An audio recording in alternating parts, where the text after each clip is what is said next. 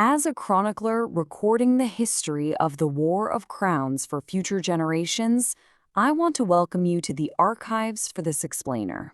Today, we're opening up a truly terrifying chapter from our records. We're going to detail the totally unprecedented negotiation between a fragile mortal witness named Ilyan Marr and an ancient demon king, Belial. Look, we need to dive right into this, because what we're about to examine isn't some fantasy tale about magic spells or complex binding rituals. No, this is a masterclass in high-stakes diplomacy, intense psychology, and raw survival. It's the record of how a single mortal managed to change the entire course of a celestial war, not by swinging a sword, but through the absolute precision of his words. A fool begs a storm to stop. A wise man teaches the storm what silence can conquer. This is a deeply chilling opening quote, but it perfectly establishes the absolute necessity of Ilyan Marr's impossible mission.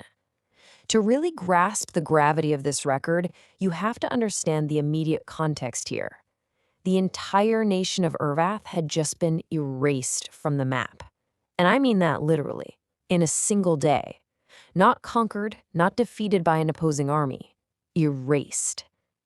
Now, when you're dealing with an ancient being capable of that kind of reality-bending destruction, begging is completely useless. As you'll see, to survive a storm of that magnitude, you literally have to teach it the value of its own silence. So, here is the structured record for our explainer today. We'll start with the absolute panic that followed Ervath's destruction, then we'll uncover the hidden wisdom that actually kept our witness alive. From there, we'll examine the ultimate test of temptation inside the Hall of Shadows, explore the profound arguments of sovereignty, and finally, we'll wrap up with the geopolitical aftermath. Okay, Section 1, the panic after Ervath. Let's begin by examining the immediate, chaotic fallout that swept across the globe right after Belial's absolute destruction of that nation. Because the world definitely did not go quiet after witnessing this terror. If anything, it became deafeningly loud. The geopolitical panic was instantaneous, and frankly, looking back at the archives, it was a bit absurd. On one side, you had these mortal rulers reacting with desperate stupidity. They were ringing warning bells across borders, frantically. They were treating a cosmic, reality-bending event like it was just some minor border dispute they could somehow fix with human bureaucracy. It's crazy. And on the other side, you had Belial's ancient wrath.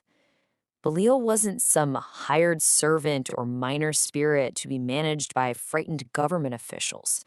He had erased Ervath effortlessly, purely to prove his scale. He didn't just want mortals to be afraid. He demanded to be understood.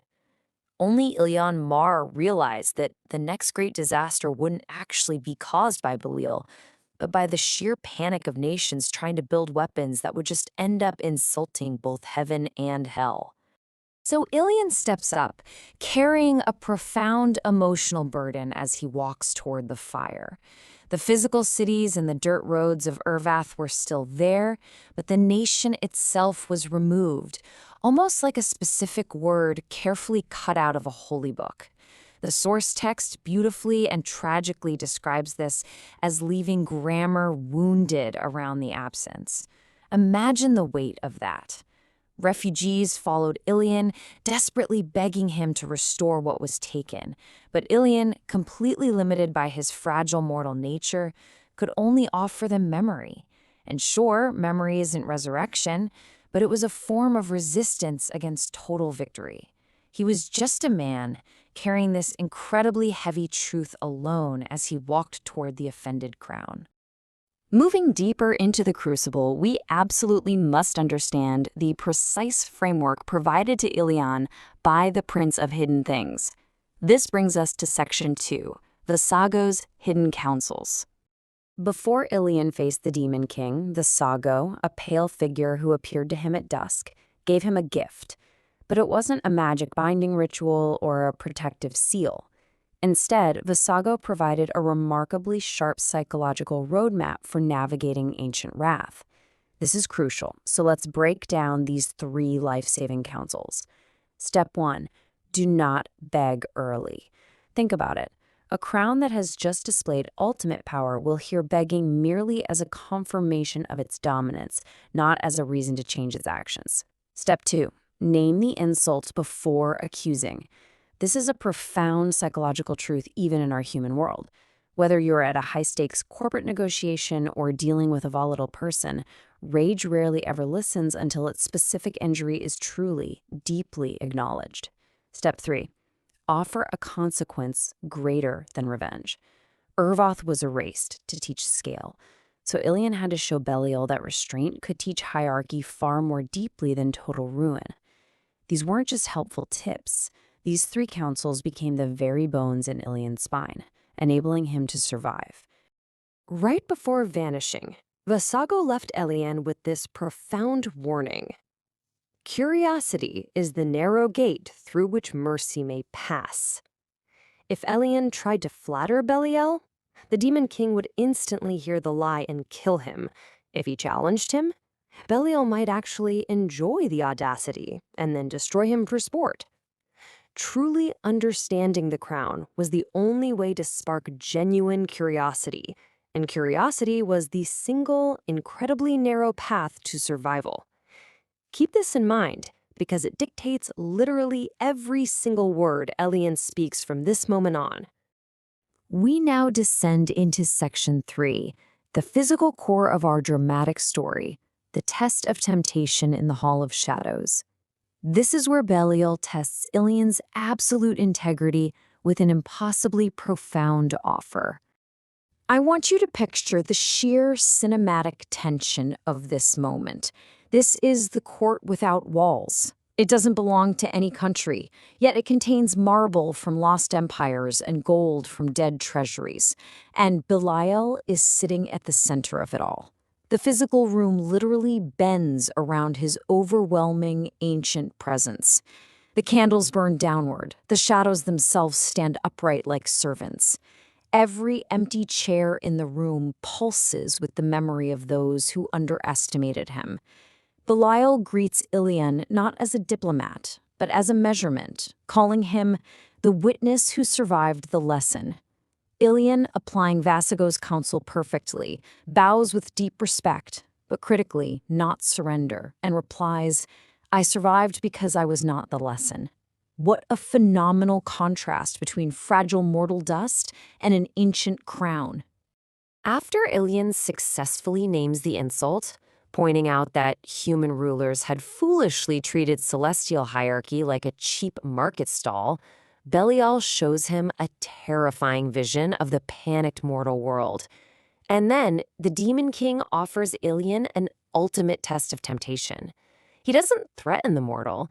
Instead, he offers him a throne made of survival. Belial invites Ilyan to stand beside him, to become the ultimate, untouchable holy official and interpreter between the abyss and all mortal nations.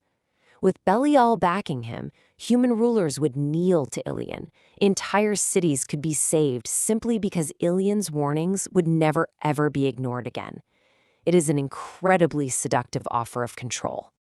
But Ilyan's response is just incredible. This wasn't a crude, obvious temptation, which is exactly why it was so incredibly dangerous. But Ilyan remembers the refugees of Ervath. He sees right through to the severe, hidden risk of this offer. Power borrowed from Wrath demands that someone somewhere must remain continuously afraid in order to justify that borrowing. By rejecting this immense power, Ilyan maintains his absolute integrity as a neutral witness. He refuses to feed the geopolitical cycle of terror. He looks at Belial and answers softly, "I cannot prevent arrogance by becoming its holy official." Let's move right into Section 4, Sovereignty and Restraint.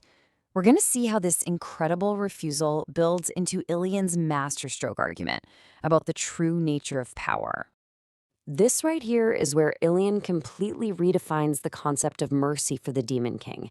When Belial asks what Ilyan would actually have him do, should he just forgive every mortal fool who insults the abyss? Ilyan brilliantly threads that narrow gate of curiosity. He tells Belial that destroying a second nation wouldn't make him look twice as powerful. It would just make him look like blind rage wearing a crown. Ilyan argues that a ruler who has to keep destroying things just to be believed is actually dependent on the disbelief of fools. True authority, true sovereignty is the sheathed hand. Sure, the foolish might misinterpret restraint as an empty hand, as a sign of weakness. But the wise? The wise understand that pulling back after a total victory is a conscious choice. It proves that wrath serves the king, not that the king serves his wrath. And at that, Belial actually laughed. The archives say it was a sound that made the solid black table ripple. But it wasn't mockery. It was profound recognition. You see, Ilyan hadn't asked Belial to be kind because kindness meant nothing to him. He hadn't asked for repentance because a higher crown accepts no higher court. Instead, through the delicate shape of persuasion, Ilyan offered an argument that entirely protected Belial's royal dignity while firmly limiting his destruction. He asked Belial to let the world fear his judgment far more than his temper, because judgment can govern, while temper can only ever repeat itself. Ilyan distinguished high rank from mere anger, and against all odds, the crown listened. Finally, in Section 5, we need to chronicle the geopolitical aftermath. We'll look at the long-term impact of this completely unprecedented conversation on global politics and the underworld itself. The tragic ripple effect unfolded over the following months. When Ilyan returned to the mortal roads, he didn't bring back miracles or magical weapons. He only brought terms of silence, conditions, and the painful memory of Ervath to serve as a very real warning against treating mythology lightly. But, as you might guess, the mortal world largely failed to learn wisdom. While a few scholars and generals quietly mapped the hierarchies with humility, many foolish human rulers decided that if Ilyan could persuade Belial, then Ilyan was a tool to be captured. They viewed his diplomatic success as a dangerous new weapon to be exploited or stolen for their own empires. The world wasn't truly saved. It was merely given a chance to misunderstand its own doom a little more slowly. And the abyss? Even the abyss was shaken. News of this negotiation traveled through dreams and broken seals to the other higher crowns. Paimon was said to be absolutely delighted seeing persuasion used as a royal instrument. Asmodee was deeply irritated that a mere mortal had won simply by refusing his appetite for power. But Baal, the first king, was afraid. He realized that the ancient doctrine of absolute distance between the throne and the mortal dust had been forever breached. If humans could counsel crowns, it meant mortal influence was a brand new rival. And Valax simply laughed beneath the earth, knowing full well that persuasion could create just as much chaos as peace. A totally new kind of power had entered the War of Crowns, power shaped by human wisdom. I want to leave you with this final, provocative thought for our archives today. Ilyan Marr survived his audience with the storm, but in doing so, he became the target of countless others. For one fragile season, no further nation was erased. But if the ancient kings of the abyss have actually learned to listen to mortals, what new, terrifying destruction will humanity invite when desperate rulers mistake the delicate art of persuasion for the total illusion of control? The War of Crowns hasn't ended, my friends. It has just begun a new, infinitely more dangerous chapter. Thank you for joining me in the archives for this explainer. Keep questioning, keep learning, and I will see you in the next record.